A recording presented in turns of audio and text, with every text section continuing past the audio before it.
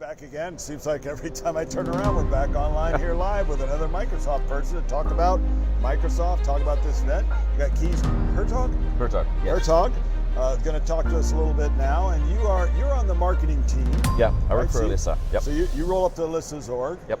And what is your impression of this event so far? So when I this look, came out of your team, right? This Marketing? came out of our team. Yeah, Yeah. we I think this is the second year for the Business Application Summit. Really bringing our technical communities together. We used to have a separate event for the technical community with a Power BI event, and what we see really is the value of bringing these communities together. We're very excited now. Get the second year around. Now the first one was pretty good for hastily prepared. It was but very good guys first one, year, and we didn't fit anymore. This community is so big. We outgrew the you guys got to be facility. thrilled with the way this has turned out. Yeah, I think we're.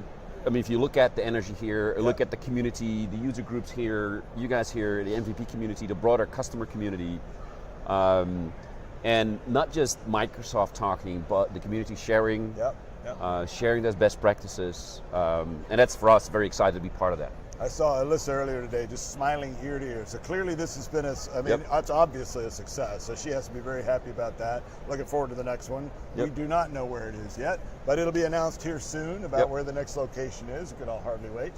So part of your role in the marketing team, which isn't necessarily marketing, I guess, but is really on that, you're heavily engaged with the Learn asset. So what can you tell us about, we've all been hearing about Learn, and over the years we've heard about lots of different places to go for training, for this, and it kind of scattered around a little bit, but like everything at Microsoft right now, things seem to be like, let's hone this thing in, and Learn is that new spot, right? Yeah, for us, when we looked across the company, and this is not something unique to the Power Platform Dynamics, but we looked across the company, and we looked at, hey, how do we make help a broad community, regardless where you work, where you are across the globe, to get competent and confident about the new technology that we have on a self-learning basis. And those are actually two different levels, confident and then competent. Competent, and so Learn is all, hey, you can get started, everybody can get started. Go to Microsoft Learn on the web, you'll find self-paced e-learning content. Citizen level, everything. You find Azure, you find the Power Platform there, you find Dynamics courses there, you find Office and Teams courses there, everything coming together on one platform. Because what we see, in order to really solve business problems, increasingly you use technologies across. And all kind of levels. You can get started on level 100, and it adds up to badges. And what's important, what we hear from our customers, certification is important. Certification of partner resources, of individuals inside their own organization. Regardless where you work. And these are individual level. On the individual level, So this is potential career builders too. Yeah, I think what we hear a lot for individuals, you might still be in school. Or you might look for a transition in your career. Even my sister is going through this transformation where she worked in the fashion industry and she's now joining our community. And she's using Learn as to get ramped up and being a domain expert in supply chain to learn how our technologies and software helps. You got to think it's been an advantage to someone coming in the industry to go looking for that first real job at a partner or customer around any of these technologies, to come in with, I've already got all these badges, here's everything I've already learned, as opposed to, I'm eager beaver. And it's, of course, there's always, learning is also practicing. But getting, using this e-learning, getting your badges, and these badges add up to certification. And the certifications are important. It's a good measurement stick for the entire community. So we're very excited across the company on our Learn investments. You'll continue. We already have millions of users that take courses on Learn. And you'll see us to continue to invest and continue to bring new content for all the products and new technologies that we bring out. And again, we started on a certification path, and even you've seen a lot of focus for us also on solution architecture.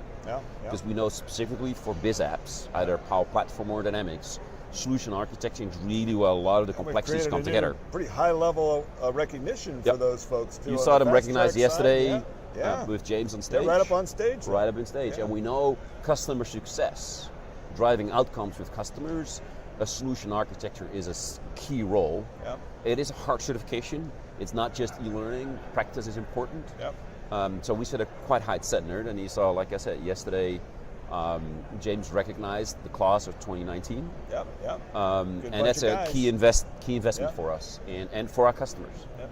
You know, I was talking, we had Ben Vollmer was on earlier, talking about, field service is kind of his bailiwick. Yep. And he was talking about every now and then he gets a call from some partner about, we're having problems with field service and this, that, and the other. He says, oh, do you have someone on your team who's field service trained or certified? I'm like, well, no. Well, that's probably why you're having problems. So start there, go get somebody trained and certified on field service. Yeah, and I think what we see with line of business apps, understanding the business processes, understanding how to integrate technologies, because there's always connective tissue. Yep. And designing that correctly is a key job of a solution architect, and is a key kind of hurdle to success. Yeah, yeah. Now in Learn, as thinking about the citizen path, I can go to Learn, and let's say I want to learn how to build a Canvas app. There'll be resources in there. Yep. Those resources may make reference to Power BI. Yep. I can click right over and I can learn Power BI. They may talk about Power Apps. I can just click my way through the whole Learn about everything that's all connected. And to be on the Power Platform course is probably one of the most successful content that we see on Learn. Across Azure and Office, and the Power Platform is very inducive to self-paced learning. You can keep up with the technology, the way we design the products. It's consumable bytes. The product is right there, close to you. It's easy to get started. So we see a lot of benefit that users get from combining the Learn content as well as, of course, the product itself. Over the last year or so, we've been hearing a lot about citizen developer. Clearly an important motion for Microsoft. It's one that the Power Platform is really designed to enable. I think it's opened up a lot of applications to be built by citizens that never would have been built at all otherwise. There was no IT support, no budget, no resource, but they were able to build their own. But I noticed walking around in the past, some of the development community kind of walk around a little frown about, citizen developer this, citizen developer that. Now recently, and even more so at this event, we're hearing that pro dev story come back up too, to kind of, it's like the stories are equalizing again. I see all my developer friends smiling again. So we're getting back to, important. It's all the marketing tilting, and now we're tilting back up those folks. I think in real life you need both. And when we started kind of our journey in citizen development, what we saw is that in early days we saw, hey, in the enterprise there's a huge backlog in application development. A bunch that'll never get built. And in order for us to break through that bottleneck, you need to look at what are the skills required to solve business problems. And we saw there's a whole set of skills, a whole set of problems that can be solved with business skills. Basic business skills. And those individuals know their business problems, and what can we do to help them translate that insight and that knowledge into solutions. But we know that you always need, so we call it internally no cliff. You get to a certain stage, you can solve pretty sophisticated problems, but then there is a place to use ProDev capabilities and skills, which is often a bottleneck. Well, we're seeing it now where an application is built by a citizen developer, which is not a citizen developer is not an amateur developer. A citizen developer is somebody who understands a business problem of their own and is able to take a tool and without having to be a developer to solve their own business problem that they understand better than anybody else because it's their business problem. And then they solve it, and then they share it, and then it grows, and then suddenly this solution they made becomes this mission critical solution. And now it's like, now we've got potentially more capability, all sorts of things. So this is kind of where that pro developer can come and tidy things up and expand. I think there's two things to think about. At first, yes, as you said, you solve your own team or departmental problems, and it grows and grows and grows. What we did from the get-go as a design point, we wanted to make sure there was IT control. Because access to data, security, those type of things is super important. You can't have them all going wild. And because it's important. It's not a frat party. No, it's important because it's still mission critical apps. And mission critical data. So to make sure that we provide the right tools, the right guardrail tools, but make sure that IT is still empowered to do the right thing. So that's one thing, kind of the IT. And that's a huge difference over some of the other quote-unquote low-code, no-code platforms out there. all they're doing is making a simple tool to build a simple app. There's no governance. There's no concept of governance as part of security and data governance. It's super important, and it's your DNA. Yeah. I mean, that's so that was one thing. And the second one is that, let's say I solve a business problem and I need some very specific scheduling logic. So how do you empower the pro developer to use their expertise and skills to use Azure with APIs or expose that very sophisticated scheduling logic inside your citizen development platform? Yeah. To make sure you use both skills for the right things. But now we're taking kind of one step further in there, where we're bringing kind of the pro dev side and the citizen side together on the AI level. Yeah. Where kind of the next bottleneck is, AI data scientists and skills. Super important these days. Yeah. Not readily available for each company. And we had a lot of our customers saying, hey, they're basically competing with Microsoft and Facebook and other people around the AI expertise. Yep. And we have an amazing tooling and increasing tooling for the pro developers to build solutions. But what can we do to make sure that even these business experts can solve problems with AI technologies? Actually use AI. So at this conference we launched AI Builder. Yep. And for people that are familiar with Power Apps and Microsoft Flow, they can use AI and AI technologies from the citizen mindset to solve business problems right in the canvas, right in context of Power Apps or Microsoft Flow. Yeah. We use the powerful AI technology underneath.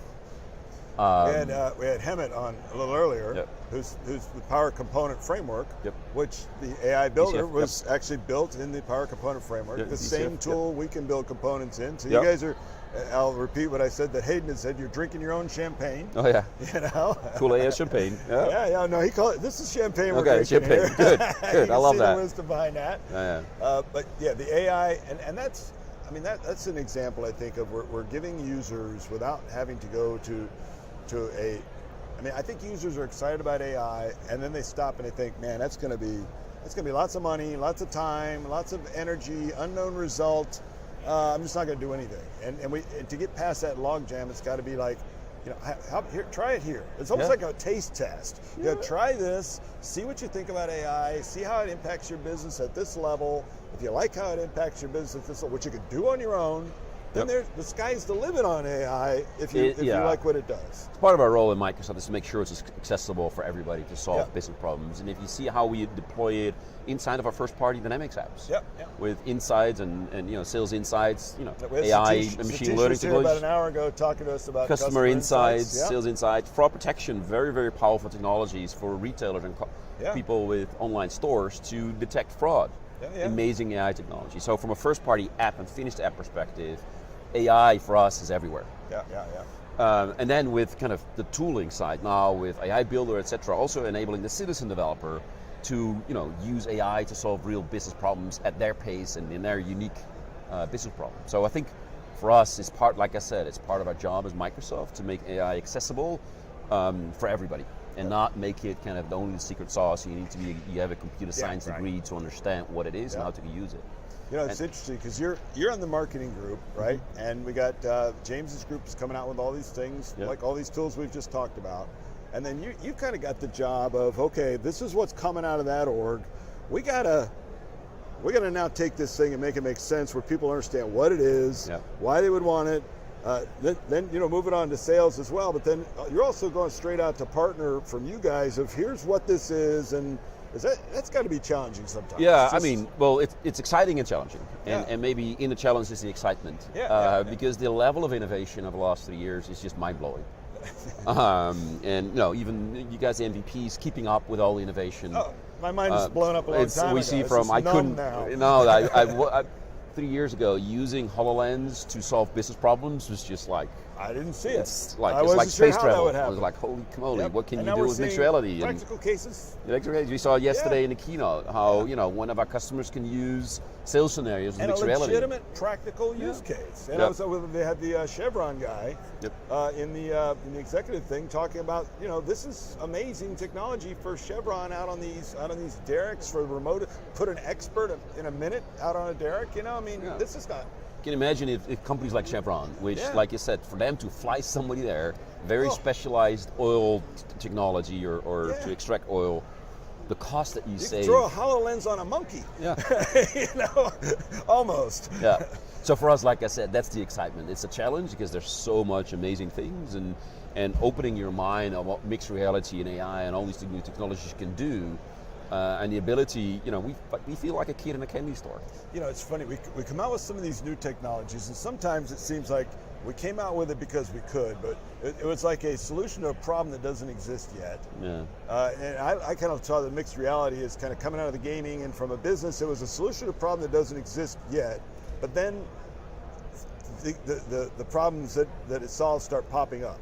Popping up here, popping up there. Because I didn't see any. When it first launched, I thought, I don't know where this is going to go. Who would ever need this? But now it's so obvious when you look at some of these use cases that have popped up. Yeah, if you look at Malibu Boats, you saw it yesterday. You see companies like Packard or Alaska Airlines, knowledge and knowledge workers. I mean, it's just a core sales scenario that we're using these tools in. I mean, to be able to send an expert out to a derrick to fix something, that's pretty obvious. But then to actually use it in sales scenarios as well, it's I got to tell you, you guys caught me with that one, because I wasn't thinking the mixed reality. I wasn't sure what was going to happen with that, but now as I'm seeing these things pop up, it's like, I should have seen that. And like I said, that's the excitement of being part of Microsoft. There's so much amazing technology innovation, and we have the luxury to look at that and look at things like, even like blockchain or mixed reality or AI. We say, hey, wait a moment, we can solve real business problems for our customers. And if you hear like the Chevron story, as you said, and it's like amazing kind of not just cost savings, but efficiency, quality. I mean, he was talking about these turnarounds on these derricks, right? Where they've got to go in and basically do like an overhaul on a periodic basis, and it's millions of dollars a day lost, for every day. And through the use of the HoloLens stuff and Power Apps that they brought in place, they're able to cut like 9 days off the last turnaround they just did. 9 times millions of dollars. That's efficiency right there. That's the kind of stuff that you talk to a customer about and they just plain don't believe it until they actually see that. I mean, that's real money. Well, that's like I said, that's what I like about conferences like this, where we have customers sharing their experiences on stage, off stage. We see it here on the expo, and that's exciting for us to witness that. It is. What else you got working on? What's your next task? I know Learn is still very near and dear, but Learn is new. What's the next one on? I think for us, like I said, continue to keep up with innovation and thinking about even the next wave of innovation that's coming. The next thing I'll go, why does that exist? That you'll then show me why. Just take a look at the work we're doing on virtual agents. Amazing things we launched, and again, an example of. I want to build a bot that builds bots. I haven't found that one yet, but. It's coming, and if you see what our customers can do, solving real use cases with virtual agents technology, and again, applying a citizen wave to it. If you see what we're doing with the virtual agents here in customer service, we see early customer examples, the ability to do call deflection and really get their customer service department to a next level of engagement with their customers, and again, using the business insight, not a developer, but a business analyst building the virtual agents with their knowledge. Just the quality of the engagement goes up for our customers. So making sure that lands, not just with customers, but with our partners, with our ecosystem, with our field. So all these new AI capabilities, like I said, for me, virtual agents, fraud, I'm very excited about fraud, what we're doing with fraud protection and helping commerce companies and retailers were in situations of cart not present, really shaving percentages off their, we're adding also percentage to their bottom line. Big numbers. A real world problem. Those are just very exciting for us to bring forward and get out into the community. So you're happy to go to work every day, right? Every day is a new opportunity to make impact in Microsoft. So cool, very man. exciting. Kees, thanks for stopping by and talking to us. It was fun. No worries. Thank you. Mark?